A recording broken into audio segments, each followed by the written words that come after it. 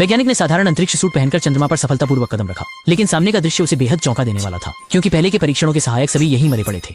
अपने सामने बर्फ में जमे अनगिनत शवों को देखते हुए कायरगी जानता था कि उसे जल्द से जल्द यहाँ से निकलना होगा, और इस समय उसका ऑक्सीजन भी कम हो रहा था। इसलिए उसने जमीन पर पड़े शवों का उपयोग करके एक मदद का संकेत बनाया और फिर पूरी ताकत से अंतरिक्ष में अपने हाथ हिलाए। लेकिन उसकी जितनी भी कोशिशें हों, अंतरिक्ष में मौजूद उपग्रह ने उसके निशान नहीं देखे। जब कायांग को लगा कि उनका बचना मुश्किल है, तभी पीछे की सुरक्षा रस्सी अचानक खींच गई और पलक झपकते ही चकित हुए उन्हें एक जंगल की ओर घसीट लिया गया और तुरंत ही वो प्रक्षेपण स्थल पर वापस पहुंच गए।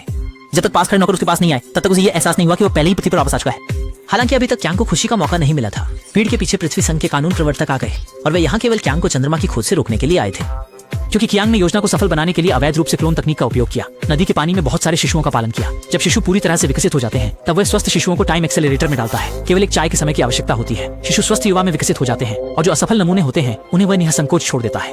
ये इन्हीं बार बार के प्रयोगों के कारण हुआ कि जिससे क्यूंग का चांद पर उतरने का सपना पूरा हो सका। लेकिन इस सब ने धरती के जीवों के संतुलन को बिगाड़ दिया। गुस्से में भरे हुए चिफाचे ने बिना कुछ कहे उसे जोरदार किक मारी और उसे सबसे गंभीर चेतावनी दी।